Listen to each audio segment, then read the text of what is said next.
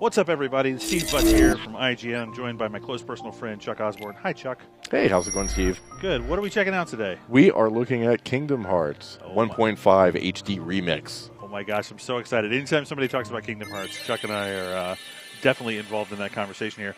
But I don't know a whole lot about the remix. I know that it's the original Kingdom Hearts with some extra content added in. Yeah, so this is Kingdom Hearts Final Mix.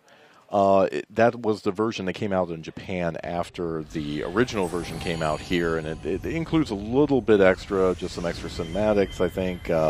They also included a little bit revised UI system, make it more like Kingdom Hearts 2.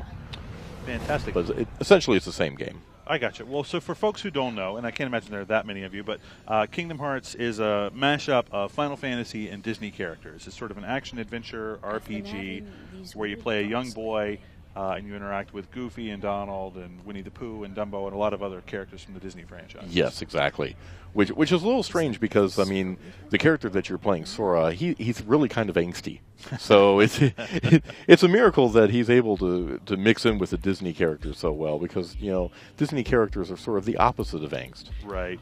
As you can see from the opening cutscene here, it looks fantastic on the PS3. The HD remake is really incredible looking. Yeah, I mean, even without the addition of more gameplay elements or more story, but it's just great to look at. I would play this just for the HD upgrade. So the opening cutscene for this game is, as with most of these games, notoriously long. Yeah, right? pretty long. So let's try and skip through this, or maybe we can. Oh, you can't even skip through this. So this is Sora that we're seeing there. Who's he running after, Chuck? That's his friend Riku, I believe. And Riku's sort of his counterpart. Something happens to him early in the game, and most of the game is him trying to get back to Riku. Trying to find exactly. He's trying to find Riku and his wannabe girlfriend. And then Donald and Goofy are trying to find King Mickey, who is also lost. They think maybe kidnapped. Right. And so they join Sora, and the three of them then undertake this big quest. Going through many different Disney universes. Right, there's Tarzan's World, Wonderland from Alice in Wonderland, so you know, several of them. So, what else is contained in this package, Chuck? So there's also its direct sequel is in here, Kingdom Hearts Rechain of Memories, which has also been remastered in HD. There's also, and this is kind of weird, it doesn't really say so on the package, but it includes Kingdom Hearts 358 2 Days, but it doesn't have the interactive version. It's not playable. It's only the cinematics that have been remastered. That sort of makes sense because it was originally a DS game, so you probably wouldn't think that they would do a remastered playable version for PS3, but at the same time it's a little disappointing that they didn't make it clear on the package that, hey, you can only watch about 3 hours of these characters eating ice cream, which is all I remember from 358 2 Days. Right. I remember this sequence really struck me the first time I played it, where the doves sort of move away and you've got these stained glass portals, basically, of all the Disney princesses. It's an amazing moment. And it looks phenomenal here. It looks great here. I mean, the colors are so crisp and beautiful. Just look at that. Mm-hmm. And here we go. We're finally into something playable, almost. So obviously there's a difference between the pre-rendered stuff and the gameplay here. One other thing to mention about this is that they actually had to reconstruct this game because all the original assets had been lost.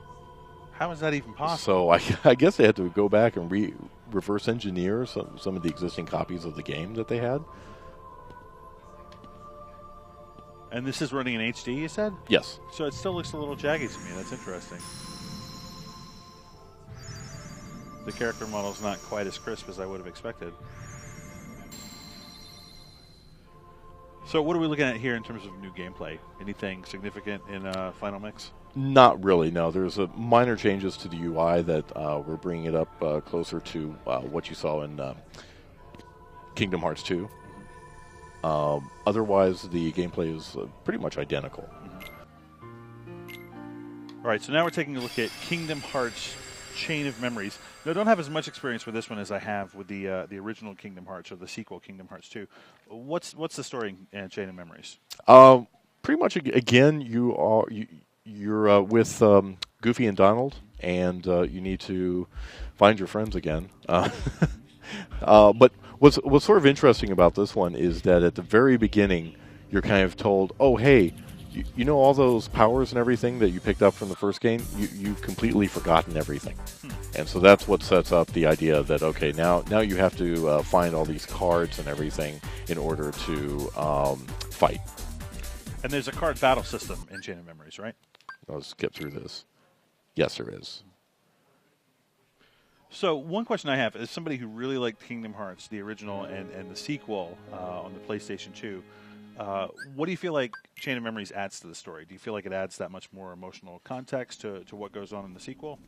I think so. I mean, I like that it was a direct sequel to the first one. I think more so what it added was just a different style of combat to the franchise, which really seemed to it was a departure, but it was also really interesting.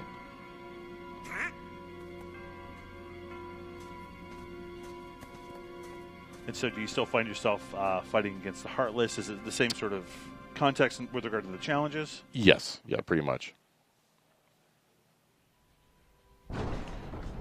So we don't want to give too many spoilers for what happens at the end of the first Kingdom Hearts or where the second Kingdom Hearts picks up. But does this adequately, you think, set up the events of the sequel, Kingdom Hearts 2? Oh, for this one? Yes. Yes, it does somewhat lead into Kingdom Hearts 2. Because a lot of players start Kingdom Hearts 2 after finishing the first one and they think, like, what's going on here? I don't understand the setting. I don't understand these characters. It seems a little disorienting. Right. And see, once again, they're searching for King Mickey. King Mickey's here? Something just told me he'd be here, okay? Really? And are these the same vocal performances we saw in the original Chain of Memories when it was first released? Well, not for Sora, because Sora was voiced by Haley Joel Osment, who was the kid who saw dead people in The Sixth Sense, and he has been replaced here. I'm sure by this point he probably went through puberty and was no longer available to do Sora. I'm pretty sure, though, that the Disney characters are probably still voiced by the same actors. Fantastic. Very cool. Well, let's take a look next at the 358 days. Or wait, do we want to do the...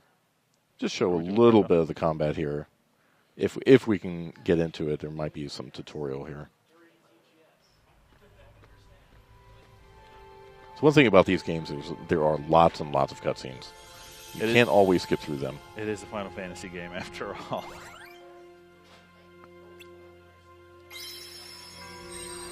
So some familiar settings than the players of the original game. Yeah, the settings like Traverse Town, very familiar to people who play the first game. And now, this is there a similar pack for Kingdom Hearts 2 and the games that came out after that? Because there's been, like 6 or 7 games in the series? It has not been officially announced, but supposedly there will be one.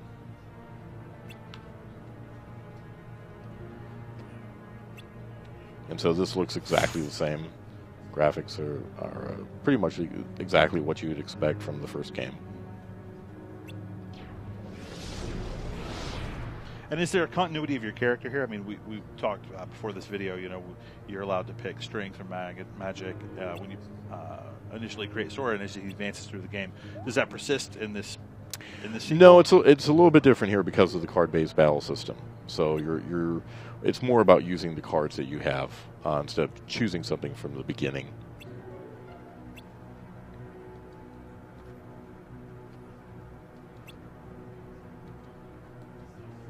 So there's no voice acting in this game outside of the cutscenes, then? Right.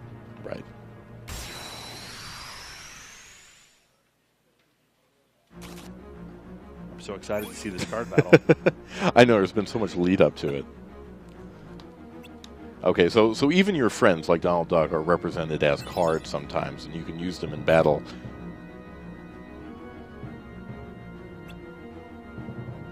And did Donald and Goofy take part in the battles? I mean, because in the previous game, Donald's sort of the court wizard, and Goofy is the captain of the guard, and they actually participate in the real-time fights with you. Right, and exactly, and there you saw him. You summoned him to fight alongside you, and then they'll appear again during the cutscenes. Gotcha. Let's just give this guy a smack, maybe.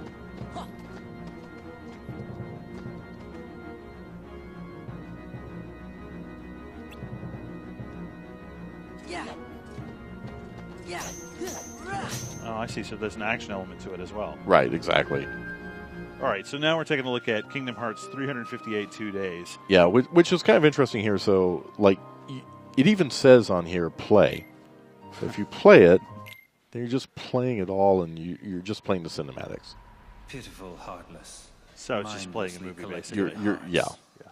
And so this doesn't really follow Sora exactly. It's sort of a mirror image version of Sora, sort of the heartless version of him and his adventures at the school. So it's a little bit like sort of Kingdom Hearts version of Harry Potter, I suppose, in a way. But just extra angsty. This one I thought had least Disney elements to it. Right. So for those who don't know, the Heartless are the enemies in the game, sort of a emotionless version of your real self. Right. So it's interesting they do this because the Telltale guys, Traveler's Tales guys did this with Lego Batman 2, where they released a DVD just of all the cutscenes and tricked my kid into thinking, oh, this is a Lego Batman movie. It's kind of the same thing here. Right, exactly. Well, that's interesting. Also, we should mention that the Kingdom Hearts HD 1.5 Remix comes with new PlayStation trophies. Yes. And there's even a trophy for getting through this. There is a trophy if you actually watch this, I guess.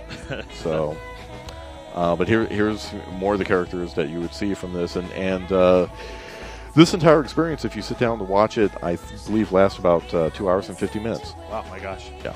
So, Chuck Osborne, who is this for? Is this for fans who want everything in one package? Is it for new players who've heard about Kingdom Hearts but haven't ever tried it out? I would say it's for everybody, especially if you have any interest in playing Kingdom Hearts 3 next year.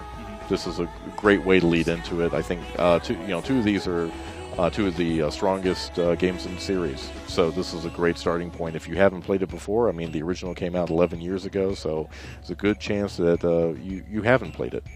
Yeah, well, I've got to say it is still at or very near the top of my all-time favorite PlayStation 2 games. So I'm looking forward to a new excuse to jump in and play it and prep myself for Kingdom Hearts 3, which I'm super excited about as well. Me too.